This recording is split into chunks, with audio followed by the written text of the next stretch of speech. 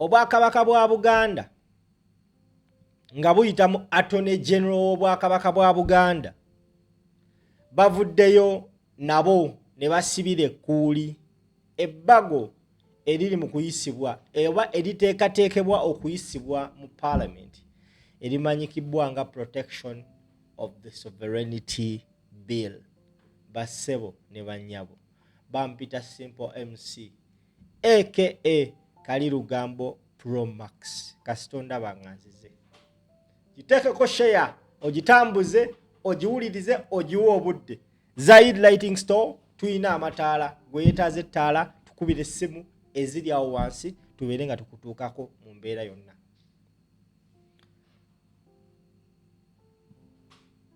Ronald Mayinja yayimba akayimba n'agamba nti kibuyaga lwalitikkula enjuuyo. Kyagulanyi muno but Bobi Wine yagamba mujja kiwulira. Now, all along, government ebadde eyisa amateeka.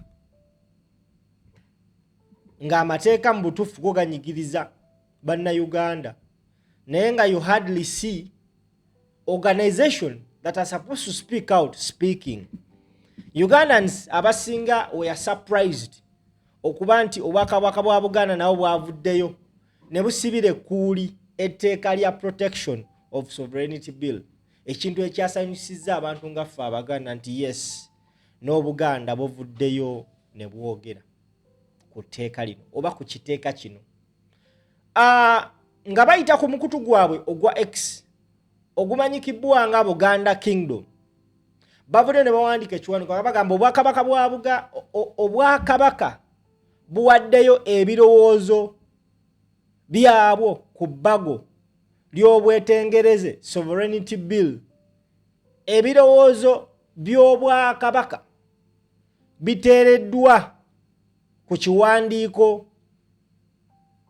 kya mikono 6 ekiweerezeddwa ewa Ssaabawolereza wa gavumenti Kiryowa Kiwanuka okubyekenneenya.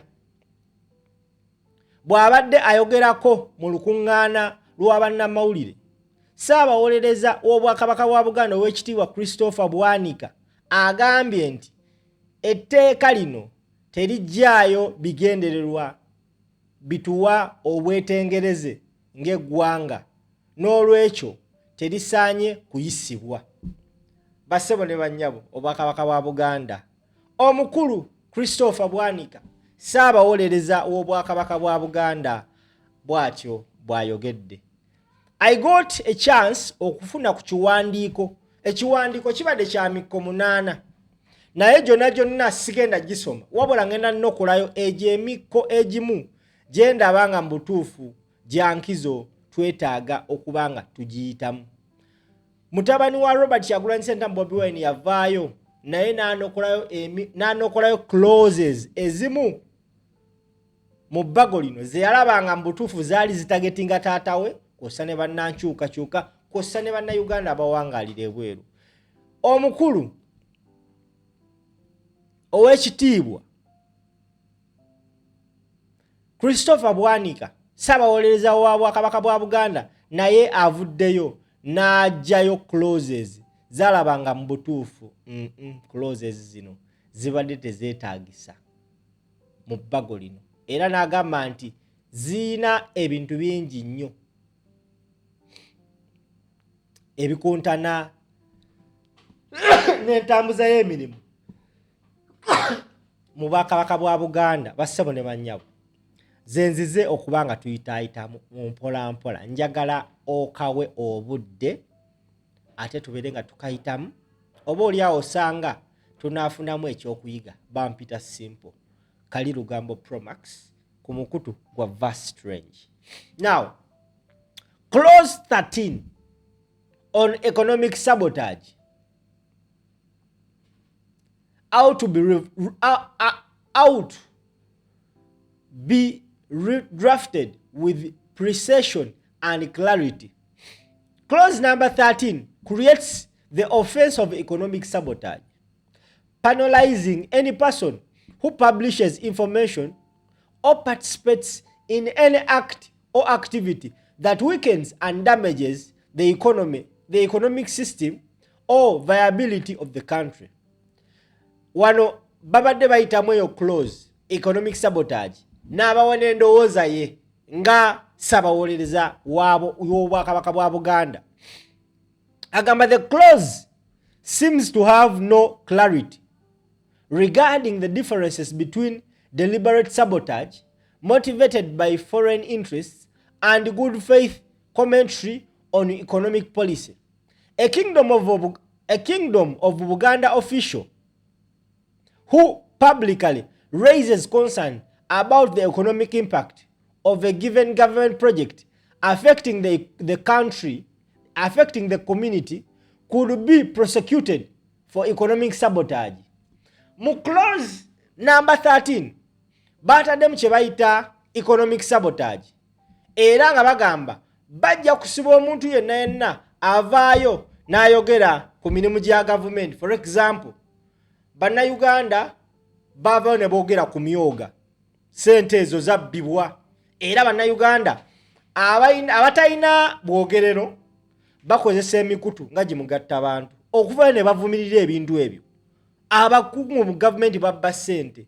Kati mu tteeka lino balese mu kye bayise economic sabotage. Ovaayo n'oyogera ku ebyo, you're going to be penalized. Now, Obwakabaka bwa Buganda bwakizudde nti nabo babadde nga bavaayo ne bavumirira ebintu ebimu gavumenti, mu butuufu bo bavaayo ne babivumirira. Kati bagamba nti eno clause 13 egenda kukwata abantu babwereere. For example, abakungu mu gavumenti ya Ssaabasajja bavaayo ne boogera ku bintu bino, amateeka kagenda bakwata era nga omukulu Ssaabawolereza w'Obwakabaka bwa Buganda avaayo n'agamba nti eno clause etunulibwemu. Now, agenze maaso n'agamba nti the penalties there to even raise more concern as they seem to be excessively harsh and ought to be relaxed. Oyo ye Ssaabawolereza w'Obwakabaka bwa Buganda bassebo ne bannyabo. Now, era agenze maaso n'agamba clause 13 imposes penalties of up to 2 billion Uganda shillings for large entities and 20 years imprisonment for individuals. We believe this clause in its current state is inconsistent with Article 29(1)(a) of the 1995 Constitution, which guarantees freedom of expression and press,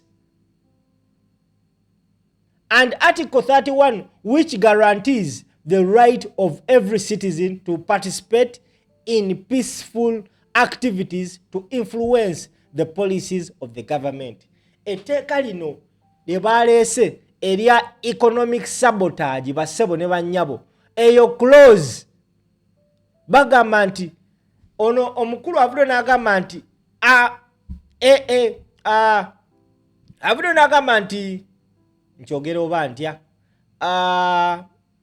Ssaabawolereza w'Obwakabaka bwa Buganda avudde n'agamba nti eyo clause ya economic sabotage gye bakoze ne penalty ze bagitaddeko ziri so harsh, era mu nsonga y'emu economic sabotage ekontana ne ssemateeka wa 1995 abadde ng'awa abantu bannayuganda obuyinza oba eddembe ly'okweyogerera n'eddembe ly'okuvaayo ne boogera ku bibi oba ebikyamu gavumenti byebadde ekola. Era n'ajjayo article n'agamba nti article 29(a) of the 1995 Constitution, which guarantees freedom of expression, eddembe ly'okweyogerera ne bannamawulire, ne article 31 which guarantees the right of every citizen to participate in peaceful activities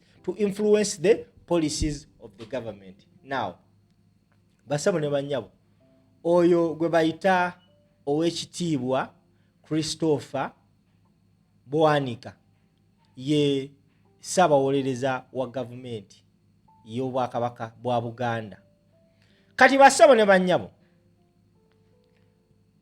era mu mbeera y'emu omukulu avudde era n'anokola sigenda ayita mu buli clause gy'ayogeddeko. Now akeze n'akona ku clause 13 manyanga 14 agambe clause 14 requires every person acting as an agent of a foreigner to register with the department and obtain certificate from the Minister of Internal Affairs, renewable every 2 years. Buli muntu yenna akola oba akolanga agent w'omuntu ali ebweru, etteeka lino limwetaagisa okgenda n'afuna certificate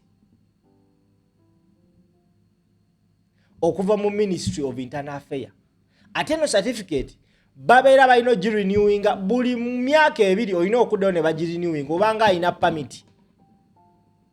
Given the broad definition of agent or foreigner, the kingdom itself and each of its affiliated entities such as Kabaka Foundation, Nabagereka Development Foundation and the likes could be required to separately register. This could create an administrative burden that would cripple operation. Kati etteeka lino ery'okubanga buli muntu yenna akolagana n'abantu ebweru, because anokoddeyo nga Kabaka Foundation n'Abagereka Foundation, these foundations are funded, ziri funded by abantu ebweru, baziteekamu ssente okusobola okuya, because Kabaka Foundation eyamba ebintu bingi nnyo, ezimbya amalwaliro, ekoze emirimu mingi nnyo, naye ssente ezo bannayuganda baavu, bannaku tebalina ssente. Waliwo abantu abamuzira kisa abali ebweru abaziteekamu ssente. Kati eno clause egenda kubanga ebatawaanya nnyo okuba nti balina okugenda ne bafuna certificate ya Kabaka Foundation, bafune certificate ya Nabagereka Foundation, ate nga balaba nti kigenda cripplinga enkola y'emirimu gyayo. Ssaabawolereza w'Obwakabaka bwa Buganda bw'agambye, we therefore suggest that traditional institutes and their affiliated entities be expressively expected from the registration regime under clause 14. Awo nno ssaabawolereza ye ekikopo akikubira Bwakabaka bwa Buganda, which means kati mmwe abadde balina organization eziri funded by abazungu ebweru, kirabika mwolekedde okubonaabona. Bassebo ne bannyabo bampita kali Lugambo Promax Simple MC. Ngezezaako okunokolayo some of the clauses ow'ekitiibwa Christopher Bwanika zaayiseemu. Endala nyingi nnyo ogenda ku mukutu gwa Buganda Kingdom ogwa X olabe olabe post eyo kuliko ebiwandiiko ebyo byonna, ate obeere nga naawe obiyitamu nga gwe omusajja Omuganda otegere stand y'Obwakabaka bwa Buganda weeyimiridde. Bassebo ne bannyabo, etteeka lyo lirabika abasajja basinzidde okubanga baliyisa. Ekimu ku bisinga okwewuunyisa eggwanga nti baliwadde time ne attention gye badde batawa mateeka malala. Navudde ne bagamba etteeka lino mu kunoonyereza kwe nakoze, etteeka lya protecting oba protection of sovereignty bill likola mu mawanga nga North Korea. Fena tumanyi bulungi North Korea. North Korea eggwanga lifugibwa omusajja amanyikibwa nga Kim Jong-un. Kim Jong-un entebe yagijja ku taata we, ne taata we entebe yagijja ku jjajja we Kim Jong-un, ate ne Kim Jong-un ateekateeka muwala we okubanga atwala entebe singa abanga takyasobola kubeera president w'eggwanga erya North Korea. Now nabo baleeta etteekero nga bakimanyi ligenda bayamba bakuumira mu buyinza,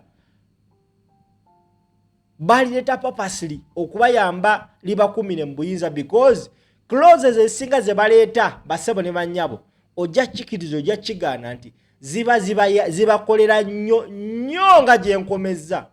Nti gwe munnayuganda abadde afuna for example NUP National Unity Platform, ekibiina ekivuganya gavumenti eno, lwaki tugamba etteeka lino lyatunuuliddwamu kunafuya mirimu gya NUP? This is the reason. Bassebo ne bannyabo, National Unity Platform ekibiina ekivuganya Museveni ekisinga okuba eky'amaanyi ekimutadde ku mbiranyi ekimusuza nga teyeebase, kyamwewuunyisa nnyo na buli kati akyakyewuunya. nti after okuzanya emizanyo gyonna okiremesa okutukola campaigns ez'amaanyi bagimma ssente ze balina okuba nga babawa. Naye ekibiina kino kyafuna fundings okuva mu bantu bannayuganda abali ebweru. Bannayuganda abali ebweru abamu batukesa ne bagamba nti nze omusala gwange mba nfuna miliyoni 10, miliyoni 7 zigenda ku kitebe. Ekintu ekyo na buli kati abasajja abo bakyakyewuunya. Bano abasajja bakola batya? Bw'oba nga basobola okukola bwe batyo kitegeeza ki? Because bateka okuba nga babazeebazeemu ne balaba ssente NUP ze yafuna mu kalulu ka 2021 ne bazigatta ne zino mu kalulu ka 2026 nga mutuufu ezaaka 2026 ekubisizaamu emirundi ng'etaano. Kiba kitegeeza ki? These people are capable of mobilizing funds that can overthrow the government. So babadde balina okukola buli kisoboka okuteekawo embeera whatsoever it can take okubanga baggalirayo the funds NUP zezengefuna mu bazungu. Basebo ne banyabo nziramu babuuza, are we together? Muli kumbona oba nzali kubabona? N'olw'ensonga ey'amannya mampita Simple MC aka Kali Lugambo Promax, nyongera obbabuuzaako n'obbeebaza gye mutuusaako engalo, wabula ne mbasaba bannaye nakola business Zaid Lighting Store, mujje mumpagire, ntunda amataala. Oyagala security lights, oyagala lights za munju, oyagala lights za mu restaurant, lights za mu boutique, lights za mu hotel, tuyina amataala gonna. Please you can call us ku number zaffe ziri awo wansi.